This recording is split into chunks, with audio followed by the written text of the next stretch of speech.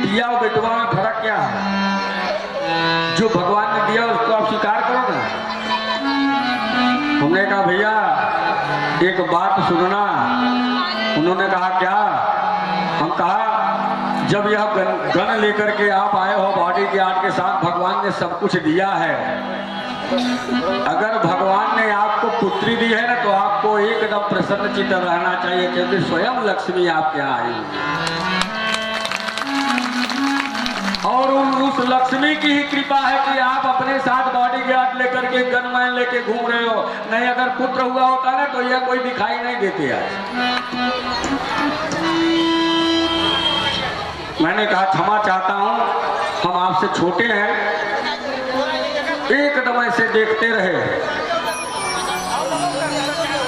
हमने कहा बेटा तो भाग्य से मिलता है पर बेटियां सौभाग्य से मिलती है।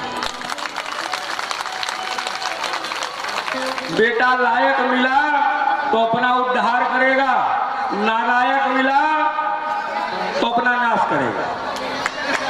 जो भी बचा हुआ है वो अभी सब खत्म हो जाएगा। और बिटिया अगर मिल गई ना तो एक घर को तारती है और दूसरे घर को संवारती है। वह दो दो घर लेके चलती है और दो दो घर से संबंध जुड़ता है।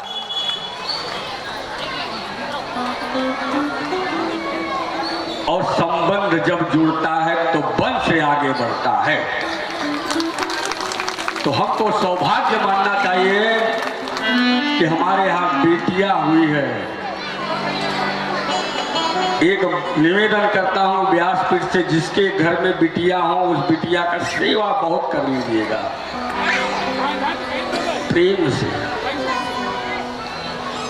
बिटिया का जितना सेवा करेंगे वह अगर विदा होकर के अपने घर से दूसरे घर जाएगी तो सबसे ज्यादा कष्ट उस बाप को होता है, उस पिता को होता है। और सबसे ज्यादा बिटिया अगर किसी को लाड प्यार करती है ना तो अपने बाप को ही करती है, अपने पिता को ही करती है। और पिता का भी प्रेम होता है ना तो अपने पुत्र से नहीं पुत्री से ज्यादा माया होता है। मां का ममता होता है पुत्रों के लिए। मां अगर है तो अपना पुत्र कितना भी गलती करके आएगा तो तुरंत उसको घोड़ा में डालेगा। और कोई शिकायत करने आए तो उसे झगड़ा भी करेगी ना, मेरा पुत्र ऐसा। और याद करिएगा जिसके घर में बिटिया हो तो आप लोग को कुछ अनुभूति हुई होगी। आप कहीं से थके मांदे आओ, अगर घर में पहुंचते हो तो आपका पुत्र आपको एक गिलास पानी नहीं देगा पर बिटिया जरूर पानी लेके पहुंचेगी।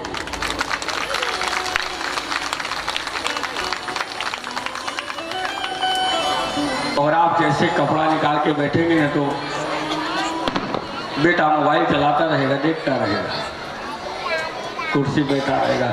और बिटिया आकर के बोलेगी पिताजी कुछ दुख तो नहीं रहा है,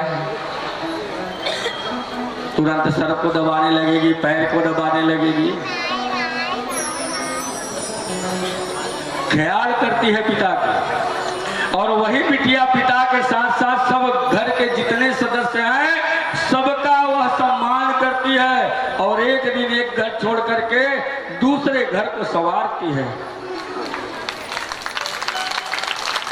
और वही बिटिया जब दूसरे घर जाती है, अगर उसको परिवार सही मिला तो उसका सौभाग्य है, परिवार गलत मिलता है तो बिटिया दुखी होती है। तो आप सभी से निवेदन है, व्यासपीठ से निवेदन करता हूं कि अगर अपने पास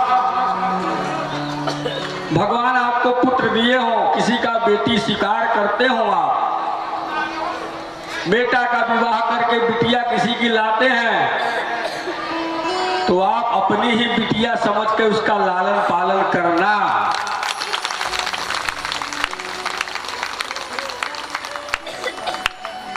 अपनी ही बिटिया समझ करके करना, क्योंकि आप नहीं अगर करेंगे तो आपकी भी बिटिया होगी और वो बिटिया वह कर जाएगी तो जैसा करेंगी वैसा ही फल प्राप्त होगा। जब दुख उसको उसकी माता पिता को प्राप्त होता है तो वह दुख एक दिन आपको भी भोगना पड़ेगा। तो निवेदन है कि खूब बिटिया को पढ़ाएं, खूब लिखाएं, खूब उनकी कामना को पूर्ण करें, संस्कार अच्छा दें। सबसे बड़ा है संस्कार। डॉक्टर तो बहुत सब बनाते हैं, सब विचार करता है डॉक्टर बन जाए, हमारा पुत्र डॉक्टर बन जाए, पुत्री डॉक्टर बन जाए, पुलिस में भर्ती हो जाए, सरकारी नौकरी मिल जाए, बैंक में जाए, लगे कंप्यूटर चलाने, सब सोचते हैं बढ़िया बढ़िया नौकरी मिले सरकारी। भैया यह नौकरी तो मिलती रहेगी बार बार, पर संस्कार नहीं मिला तो कुछ भी प्राप्त नहीं होगा। सबसे पहले संस्कार दो, संस्कार देंगे तो सब प्राप्त हो जाएगा।